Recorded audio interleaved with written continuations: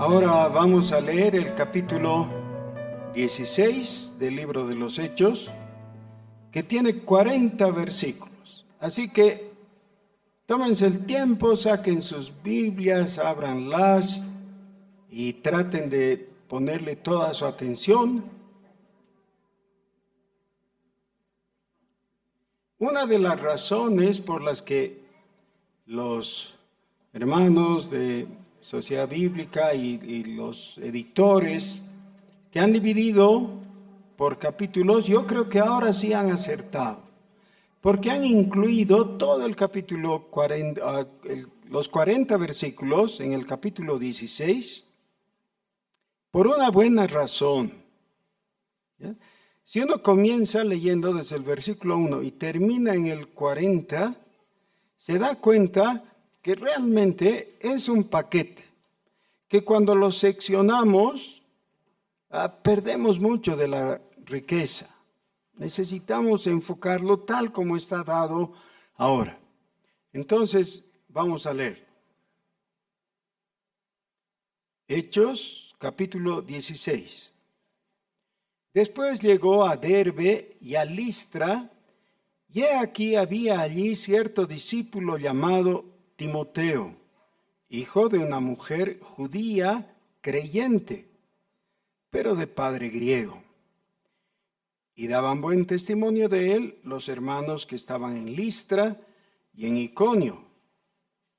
Quiso Pablo que éste fuese con él, y tomándole, le circuncidó por causa de los judíos que había en aquellos lugares, porque todos sabían que su padre era griego. Y al pasar por las ciudades, les entregaban las ordenanzas que habían acordado los apóstoles y los ancianos que estaban en Jerusalén para que las guardasen.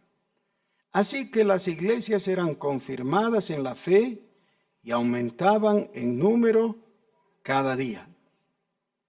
Y atravesando Frigia y la provincia de Galacia, les fue prohibido por el Espíritu Santo hablar la palabra en Asia. Y cuando llegaron a Misia, intentaron ir a Bitinia, pero el Espíritu no se lo permitió. Y pasando junto a Misia, descendieron a Troas, y se le mostró a Pablo una visión de noche. Un varón macedonio estaba en pie, rogándole y diciendo: «Pasa a Macedonia y ayúdanos». Cuando vio la visión, enseguida procuramos partir para Macedonia, dando por cierto que Dios nos llamaba para que les anunciásemos el Evangelio. Zarpando pues de Troas, vinimos con rumbo directo a Samotracia y el siguiente día a Neápolis y de allí a Filipos, que es la primera ciudad de la provincia de Macedonia y una colonia, y estuvimos en aquella ciudad algunos días. Y un día de reposo salimos fuera de la ciudad, junto al río, donde solía hacerse la oración, y sentándonos hablamos a las mujeres que se habían reunido. Entonces una mujer llamada Lidia, vendedora de púrpura de la ciudad de Tiatira, que adoraba a Dios, estaba oyendo. Y el Señor abrió el corazón de ella para que estuviese atenta a lo que Pablo decía. Y cuando fue bautizada y su familia, nos rogó diciendo: «Si habéis juzgado que yo sea fiel al Señor, entrad en mi casa y posad». Y nos obligó a quedarnos. Aconteció que mientras íbamos a la oración, nos salió al encuentro una muchacha que tenía espíritu de adivinación, la cual daba gran ganancia a sus amos, adivinando. Esta, siguiendo a Pablo y a nosotros, daba voces diciendo: «Estos hombres son siervos de un Dios altísimo. Y los atentos se darán cuenta que he leído de un Dios altísimo en vez del Dios altísimo, porque lo que yo he leído es la traducción correcta. Y luego voy a explicar. Quienes os anuncian un camino de salvación. Y esto lo hacía por muchos días, mas desagradando a Pablo, éste se volvió y dijo al Espíritu: te mando en el nombre de Jesucristo que salgas de ella. Y salió en aquella misma hora. Pero viendo sus amos que había salido la esperanza de su ganancia, prendieron a Pablo y a Silas y los trajeron al foro ante las autoridades. Y presentándolos a los magistrados, dijeron: estos hombres, siendo judíos, alborotan nuestra ciudad y enseñan costumbres que no nos es lícito recibir ni hacer, pues somos romanos. Y se agolpó el pueblo contra ellos, y los magistrados, rasgándoles las ropas, ordenaron azotarles con varas. Después de haberles azotado mucho, los echaron en la cárcel, mandando al carcelero que los guardase con seguridad, el cual, recibido este mandato, los metió en el calabozo de más adentro y les aseguró los pies en el cepo.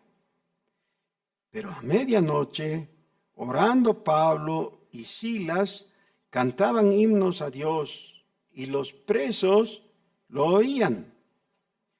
Entonces sobrevino de repente un gran terremoto, de tal manera que los cimientos de la cárcel se sacudían, y al instante se abrieron todas las puertas, y las cadenas de todos se soltaron. Despertando el carcelero, y viendo abiertas las puertas de la cárcel, sacó la espada y se iba a matar, pensando que los presos habían huido. Mas Pablo clamó a gran voz diciendo: no te hagas ningún mal, pues todos estamos aquí. Él entonces, pidiendo luz, se precipitó adentro y temblando se postró a los pies de Pablo y de Silas, y sacándolos les dijo: señores, ¿qué debo hacer para ser salvo? Ellos dijeron: cree en el Señor Jesucristo y serás salvo, tú y tu casa. Y le hablaron la palabra del Señor a él y a todos los que estaban en su casa. Y él, tomándolos en aquella misma hora de la noche, les lavó las heridas y enseguida se bautizó él con todos los suyos. Y llevándolos a su casa, les puso la mesa y se regocijó con toda su casa de haber creído a Dios. Cuando fue de día, los magistrados enviaron alguaciles a decir: suelta a aquellos hombres. Y el carcelero hizo saber estas palabras a Pablo: los magistrados han mandado decir que se os suelte, así que ahora salid, marchaos en paz. Pero Pablo les dijo: después de azotarnos públicamente, sin sentencia judicial, siendo ciudadanos romanos, nos echaron en la cárcel y ahora nos echan encubiertamente. No, por cierto, si no vengan ellos mismos a sacarnos. Y los alguaciles hicieron saber estas palabras a los magistrados, los cuales tuvieron miedo al oír que eran romanos. Y viniendo, les rogaron y sacándolos, les pidieron que salieran de la ciudad. Entonces, saliendo de la cárcel, entraron en la casa de Lidia, habiendo visto a los hermanos, los consolaron y se fueron. Amén. El libro de los Hechos nos cuenta cómo en la expansión del Evangelio, inevitablemente se van traspasando y rompiendo algunas barreras. Barreras que más que todo estaban en la cabeza de la gente en general,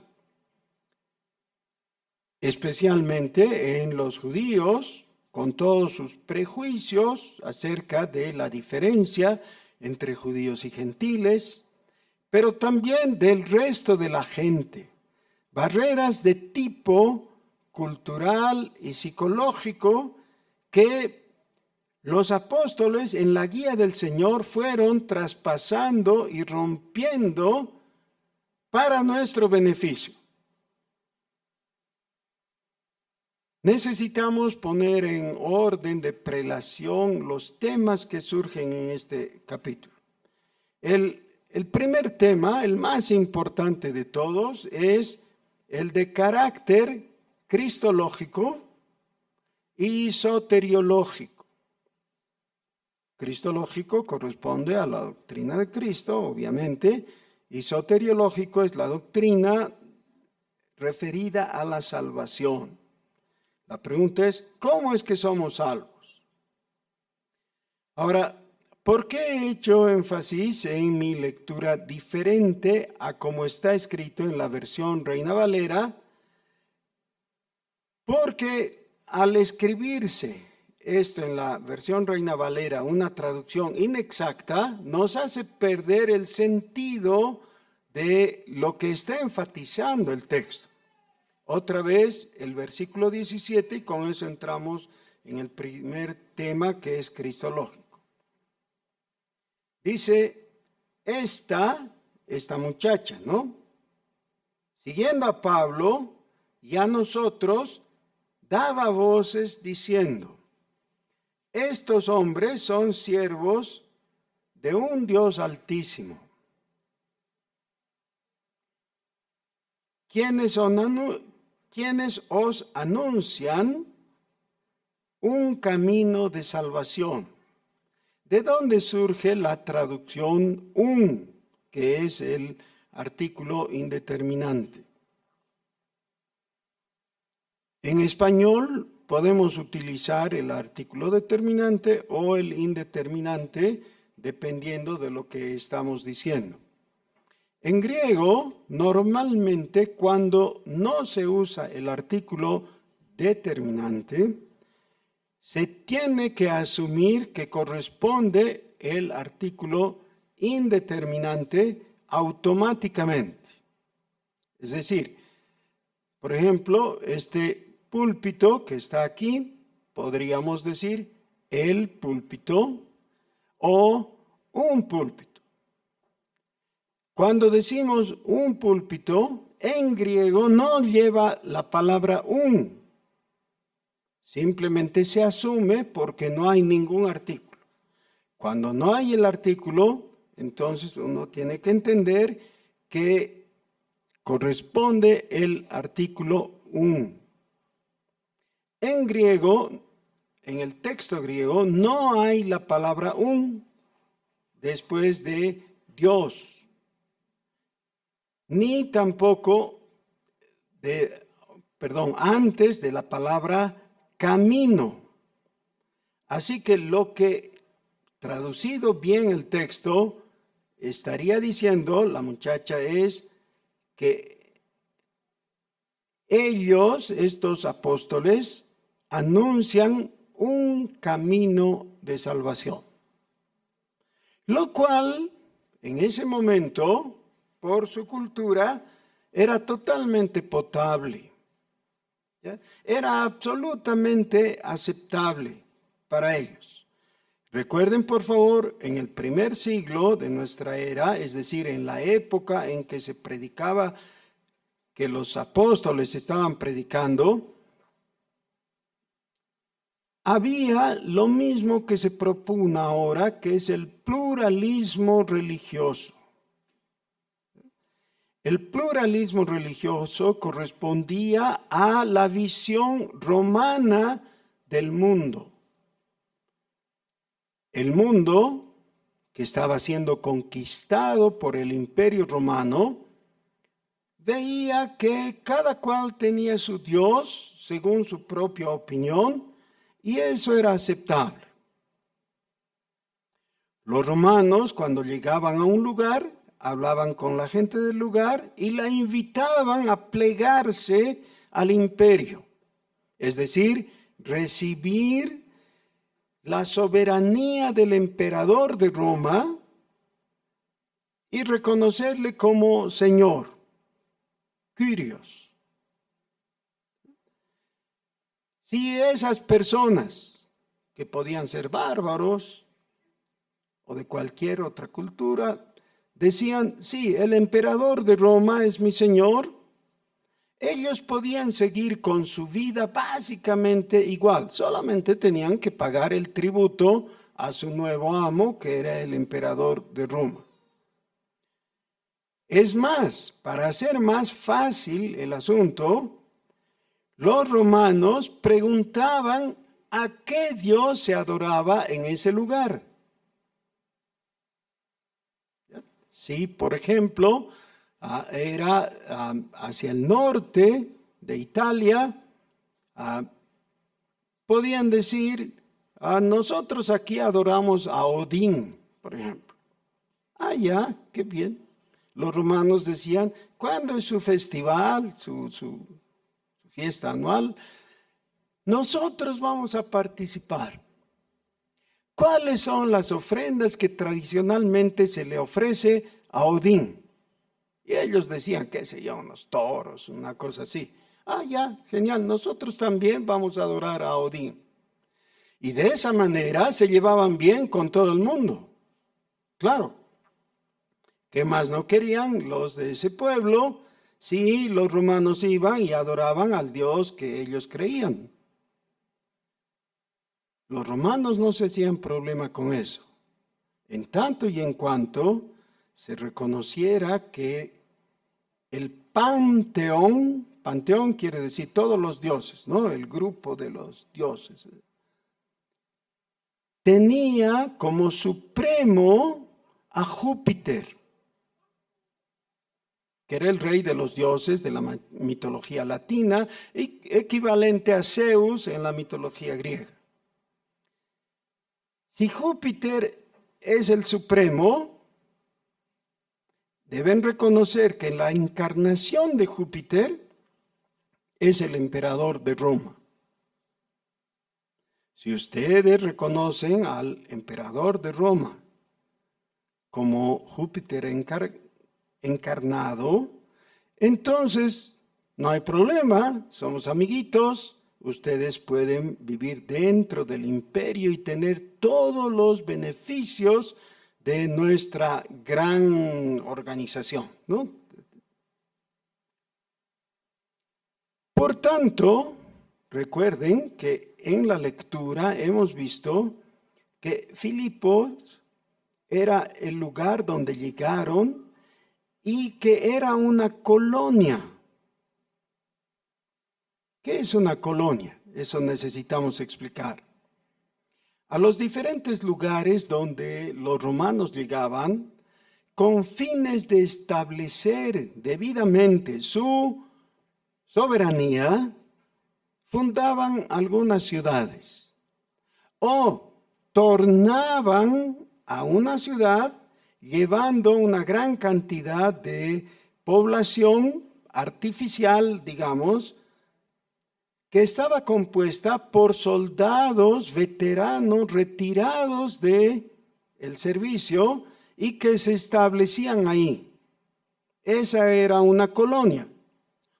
Por ejemplo, en Judea o cerca de Judea, al oriente, había una región que se llamaba Decápolis, que era la región donde el Señor Jesús incursionó en algunos casos, ¿no? Saliendo de Galilea y de Judea, se fue a Decápolis, dice, por ejemplo, ¿se acuerdan del pasaje del Gadareno?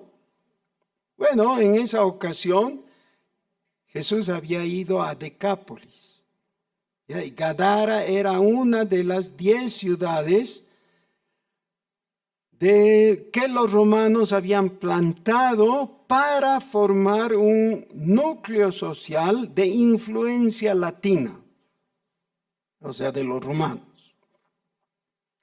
Así era Filipos con relación a Macedonia y también influyendo hacia el sur, es decir, Grecia. Ahora, ¿qué es lo que dice la gente cuando prenden a Pablo y Bernabé? Dicen, nosotros somos romanos. ¿Y qué se creen estos judíos para venir y cambiar nuestras costumbres? Recuerden que Filipos era una ciudad de Macedonia. Alejandro Magno había fundado esa ciudad en honor de su padre, ¿ya? Filipo, es decir, bien griego el asunto, ¿no? No era realmente latino. Pero ahora, olvidando la historia, ellos dicen, nosotros somos romanos. Y estos judíos no tienen el derecho de cambiar nuestras costumbres. ¿Y qué era lo que supuestamente estaban haciendo?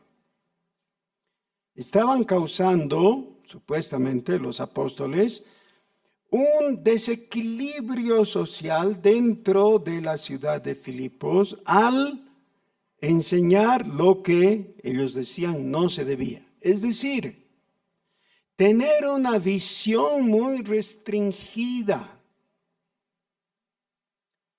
El pluralismo religioso exigía que el adorador de un Dios sea tolerante con el adorador de otro Dios, quien fuera este. Ahora, podía enfatizar en su propio Dios y decir que su propio Dios era maravilloso, era muy bondadoso, era muy eficaz en su atención, lo que fuera. Mientras no dijera que era el único. Y lo que esta chica está diciendo es, miren, estos dos predicadores están acertando, están haciendo, están predicando lo que todos nosotros debíamos saber y que su Dios es muy bueno y que nos muestra un camino de salvación. Sí, entonces nadie se ofende porque si otra persona tiene otro camino, dice, no hay problema, si a él le parece que ese es buen camino, que siga nomás, yo sigo el mío, no nos hacemos mala sangre. Pero ¿saben qué? Ese es un antievangelio. El evangelio es antipático porque requiere que los que siguen en él reconozcan su unicidad. Unicidad es la palabra de la que deriva de único. Jesús no es un camino, es el camino. Cuando el Señor Jesús estaba predicando, por ejemplo, en el Evangelio según San Mateo, en el capítulo 7, les hace una exhortación a sus oyentes. Les dice, entrad por la puerta estrecha, porque ancha es la puerta y espacioso el camino que llevan a la condenación. Pero estrecha es la puerta y angosto el camino que llevan a la vida. Ahí está hablando de un camino diferente. es único y es difícil. ¿Cuán difícil es? Justamente en este capítulo vemos cuán difícil es. Por predicar eso, Pablo y Silas ya no está con Bernabé, ¿se acuerdan, no? Está ahora con Silas. Pablo y Silas son azotados públicamente. Si después de todo alguien pudiera preguntar, ¿no? Decir a los magistrados o a los verdugos, a los que les han azotado, a ver un ratito, ¿por qué les están azotando? ¿Qué tendrían que decir? Estos hombres vienen y quitan la paz social. Ya todos estábamos tranquilos con nuestras opiniones, nuestras prácticas y todo. Y estos judíos vienen y quieren poner las cosas a su modo. Así que cobran. Sí, pero qué mal hicieron. Le sacaron un espíritu a una chica que daba ganancias a su... ¿Y eso es malo? O sea, liberar a una endemoniada es motivo de culpa. No tiene sentido. Legalmente no podrían sustentar el hecho de haberles castigado como lo hicieron. Y por eso Pablo después exige que vengan y les den una explicación, ya que eran ciudadanos romanos. Recuerden, es una ciudad que se precia de sí misma por ser una colonia romana, claro, en la época en que el imperio romano está vigente, ¿no? Pero han afrentado a 2 ciudadanos romanos. Y así es. Este tipo de cosas van a ocurrir inevitablemente, todo el tiempo. Si quieres seguir a Cristo, pero si quieres seguir a Cristo en la forma que Cristo dice que le sigas, van a venir persecuciones. Y no siempre le vas a caer bien a la gente, de vez en cuando le vas a caer mal. De vez en cuando te van a tildar de ser fanático o de ser cerrado, de ser exclusivista. Y hay algunas cosas en las que vale la pena. Ahora, el problema es que muchas veces somos muy cerrados en cosas sin importancia, en las cuales debiéramos ser abiertos y debíamos ser capaces de dialogar sin enojarnos y sin indisponernos contra el otro. Pero en aquello que es sustancial, somos tibios. Recuerdan, ¿no? Lo que dice Apocalipsis 3, el Señor Jesús le está hablando a la iglesia en la Odisea. Y le dice, ni eres frío ni caliente, eres tibio. Tibio que se convierte en algo desagradable cuando está en la boca. Y por eso, porque eres así de tibio, te voy a vomitar de mi boca. Le dice el Señor Jesús al ángel que debe transmitir este mensaje a la iglesia de la Odisea. Es decir, no eres definido. Le reclama. ¿Por qué no eres celoso? Celoso es el definido con una causa. La causa de Cristo. Esta es la causa por la que debiéramos ser definidos al punto que nuestro corazón esté ardiendo. Jesucristo es el camino de salvación. Porque solo Él, en el momento preciso y necesario, entregó su vida para darnos salvación. El mismo Señor Jesús no fue tibio. En el momento de ir a la cruz, no dio excusas, no usó de pretextos para zafar, para escaparse, para deslizarse. Finalmente, lo que hubiera podido pasar es que diga Jesús, bueno, ellos pecaron, ellos que mueran, pues. Que se vayan al infierno, eso se la han buscado. ¿Por qué voy a morir yo? Él nos amó a tal punto, y este es el mensaje del Evangelio, nos amó al punto de entregar su vida por nosotros. Así de caliente es, no tibio. Pero el requerimiento para nosotros es de igual nivel. Necesitas definirte, decidirte.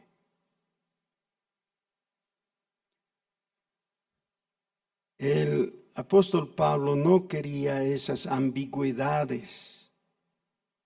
No quería que anuncien a un Dios más. Si Jesús es un Dios entre muchos, entonces es un Dios más, es un cuento. Ya es una leyenda, un mito. Jesús es real. Realmente el Dios eterno se hizo hombre. Realmente vivió entre nosotros.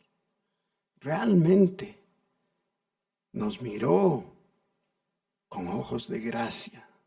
Realmente te conoció personalmente. Realmente te escogió por nombre y te llamó al arrepentimiento. Realmente te extendió su mano de perdón y de reconciliación. Jesús requiere entonces no la ambigüedad de personas que el domingo creen en Él, pero el lunes prefieren confiar en la Pachamama o en Mamón o cualquier cosa así. No, solo en Jesucristo hay salvación. Él no es un camino, es el camino. Sobre esa base se construye todo lo demás. Y a eso se refería el Señor Jesús cuando le dijo a Pedro, sobre esta roca edificaré mi iglesia. Sobre la roca de la afirmación que Jesucristo es Dios o que Jesús es el Cristo de Dios.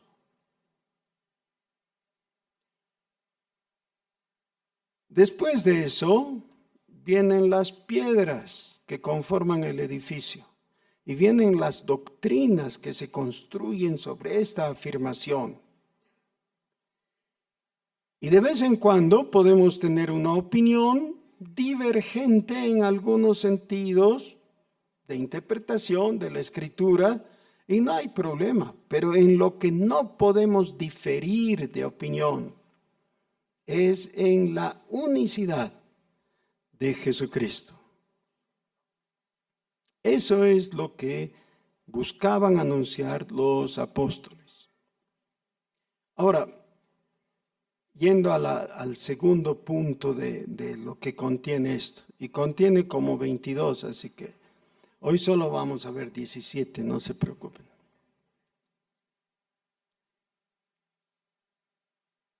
¿Cómo se realiza, cómo sucede la vida cristiana?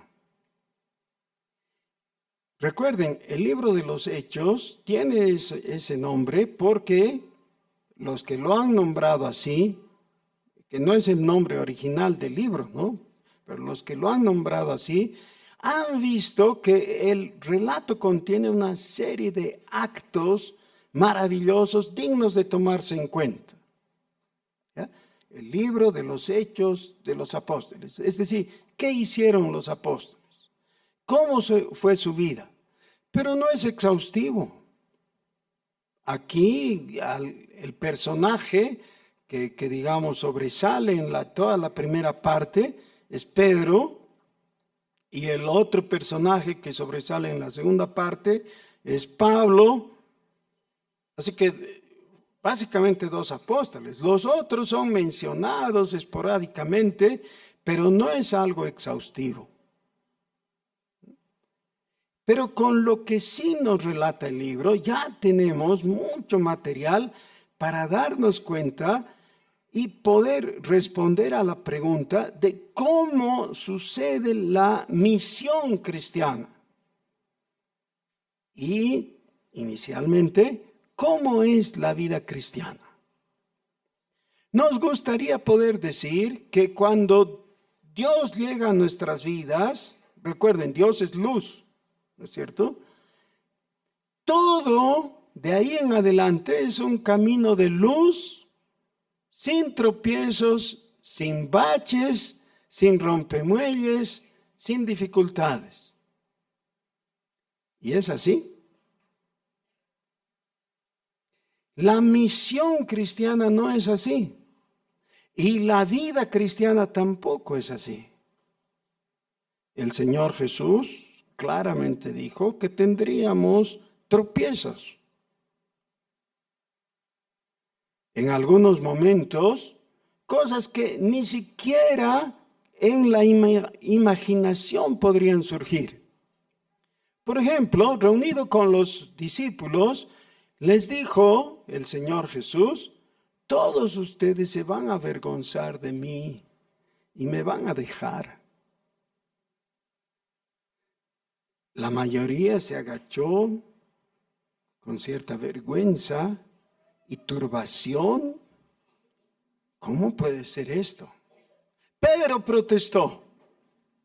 Pedro dijo: no, de ninguna manera. Aunque todos estos te abandonen, yo no. Yo voy a seguirte. Y el Señor tuvo que sonreírse y decirle: Pedro, no es así. ¿Sabes qué? Me vas a negar.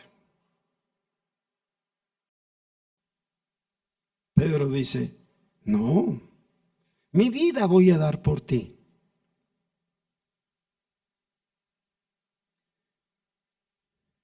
El Señor sabía la condición de fragilidad de Pedro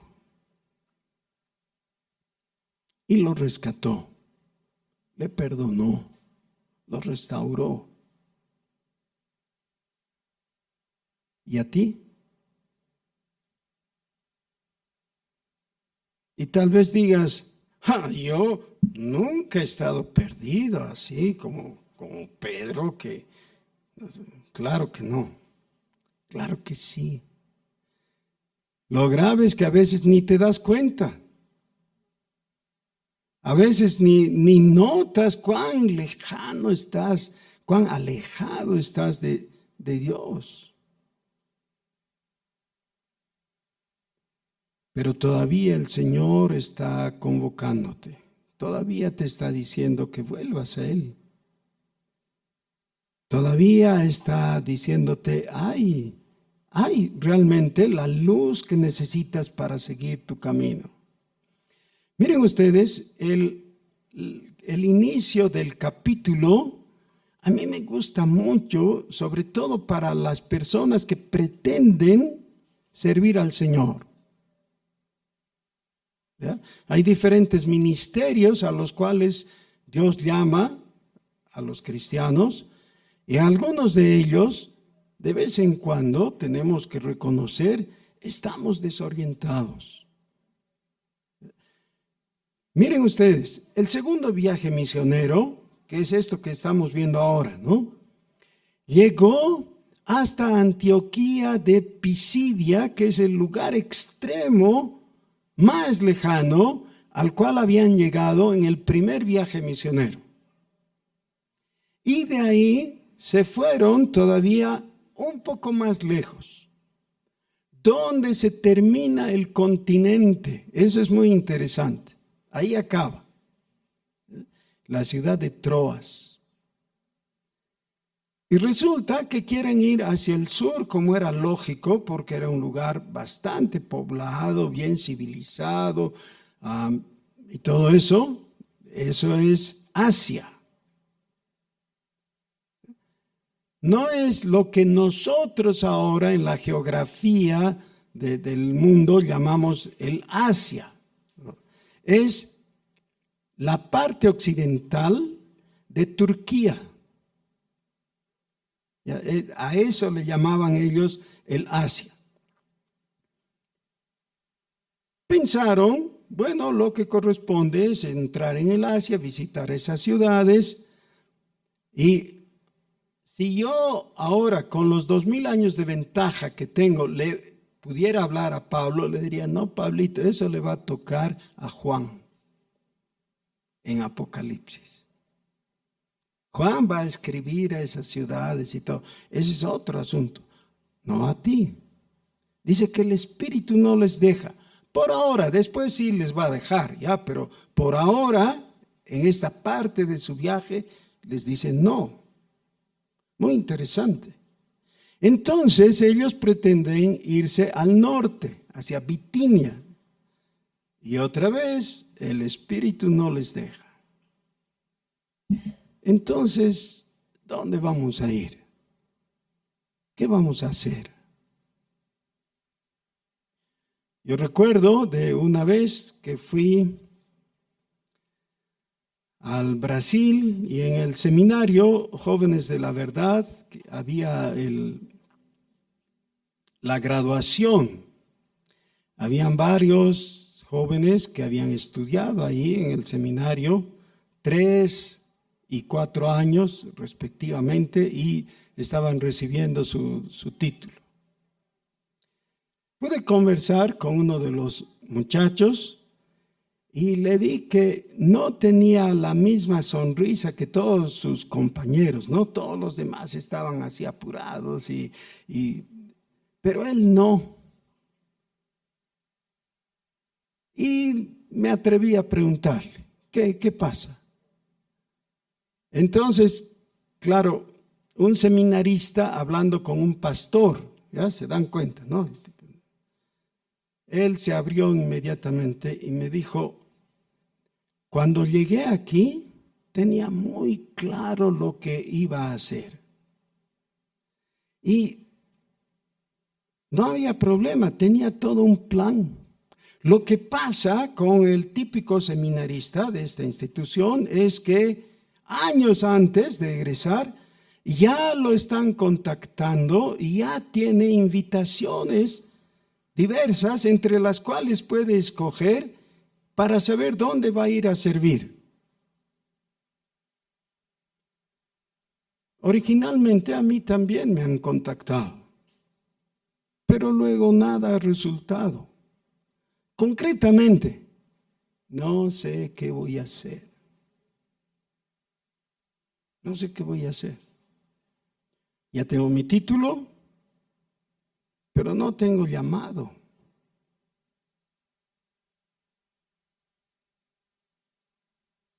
Así estaba Pablo y Silas. ¿Saben qué? Hay cosas que solamente leyendo con mucha atención se pueden percibir.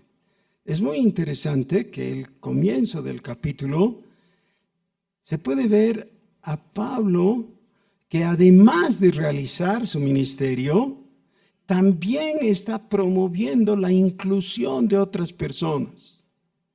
Incluye a Timoteo. Lo invita a unirse a su grupo ministerial, a su equipo misionero.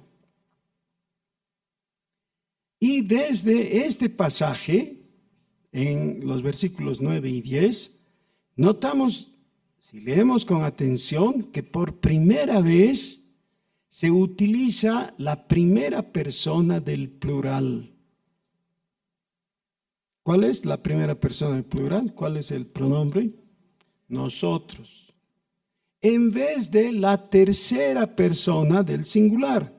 Hasta aquí, normalmente Lucas nos ha hablado en tercera persona, contándonos de él o ellos. Es decir, él, Pablo, o ellos, Pablo y Silas. Pero ahora usa nosotros, queriendo decir, ya estoy en el equipo. Yo también fui incluido en ese equipo ministerial para ir de misiones. Más adelante, el apóstol Pablo en sus epístolas menciona a Lucas. Lo nombra diciendo el médico amado. ¿Cómo es que encontró a Lucas? No había internet, recuerdan, ¿no? Ni siquiera un periódico en el cual se pueda poner un anuncio, se busca un médico para unirse a nuestro equipo. No, no había eso. ¿Cómo lo encontró? No dice el texto. Lucas no quiere pasar ni un poquito hablando de sí mismo, de su historia, de su trasfondo. Solamente dice, ahora estoy adentro. Posiblemente era nuevo en el Evangelio, pero con su talento, con su profesión, pudo servir. ¿Y saben qué? Gracias a él, bueno, gracias a Dios, pero utilizándolo a él, tenemos el Evangelio según San Lucas, que es el más largo y rico en cuanto a la provisión de datos para nuestra comprensión. ¿Ya? Y tenemos el libro de los Hechos que estamos estudiando ahora. Así que, ¿cuándo Lucas se vio involucrado? Aquí en este momento. El apóstol Pablo lo llamó. Algunas personas en nuestros días se jactan de tener una comunión muy cercana con Dios, ¿no? Y dicen, estaba yendo a comprar pan y en vez de comprar marraqueta, compré sarnita, porque Dios me mostró. ¿Saben qué? Se me hace muy difícil creerles, porque Dios no anda con esas superficialidades. Pero hay que reconocer que de vez en cuando nos encontramos así, desconcertados, desorientados. ¿A dónde vamos a ir? ¿Qué nos toca? Y necesitamos realmente la voz de Dios. Necesitamos su indicación. Pablo no consultó con los sabios de esa región. No había una guía, un manual a donde recurrir. No. Estaba en oración. Y de noche Dios le habló. Quiere decir que entonces ese es el modelo a seguir y que nosotros lo que tenemos que hacer es comer mucho para indigestarnos y tener una pesadilla en la noche y decir que esa es la voz de Dios. No, esto no establece un patrón, simplemente abre la puerta para que abramos nuestra mente y estemos dispuestos a escuchar aún lo que nos parezca inaudito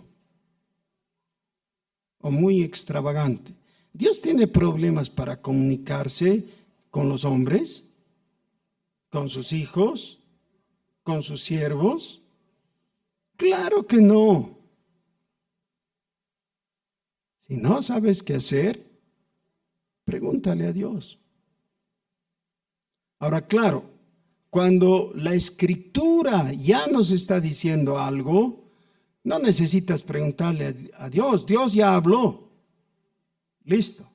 Y en el campo moral, Dios ya habló. No necesitas preguntar, a ver, ¿será que Dios está de acuerdo con mi adulterio? ¿Qué es eso? No necesitas preguntar. Ya la Escritura se ha pronunciado, es decir, Dios se ha pronunciado por la Escritura. Está muy claro. Pero a veces respecto a los pasos a seguir necesitas una indicación de parte de Dios. No temas. Dios no tiene obstáculos. Si tú le ruegas, Él te va a indicar y te va a abrir puertas. Me gusta muchísimo cómo Dios le da una visión tan eficiente al apóstol. Le muestra lo que quiere que él vea. Lo sobresaliente es que Pablo entiende y obedece.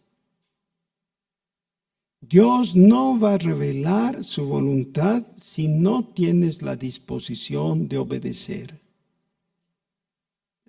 La gente que pregunta a Dios por si acaso coincida con su propia voluntad, realmente no va a escuchar nada. Dios revela su voluntad al que está dispuesto a obedecerla. Como veo algunos ojos de incredulidad, eso está en Juan capítulo 7, ya por si acaso. Dios revela su voluntad a aquellos que tienen la disposición a obedecer. Y así es. Hay muchos motivos para gozarse aquí. Por supuesto, ya no tenemos tiempo. Vamos a seguir con este capítulo en la próxima semana, si Dios quiere. Pero yo les ruego que lean otra vez estos 40 versículos en sus casas y vayamos familiarizándonos con el texto. La próxima semana vamos a ver algunos puntos más. Les invito a ponerse de pie, vamos a orar. Señor nuestro, queremos en este momento confesar que solo Jesús es el Cristo.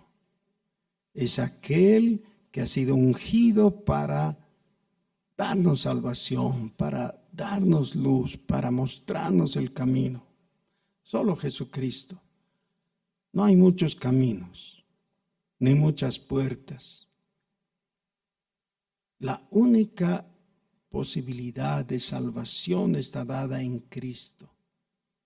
Gracias porque tú lo has revelado a nuestros ojos, a nuestra mente, y nos has llamado para que ejerzamos la fe. Bendito sea, Señor. Bendito sea tu santo nombre. Señor, también queremos rogarte que ninguno de nosotros se quede en el valle del desconcierto, en el pantano de la confusión, sin saber qué hacer. Señor, que caminemos por el camino de luz, en obediencia a tu palabra y a tu espíritu. En el nombre de Jesús. Amén.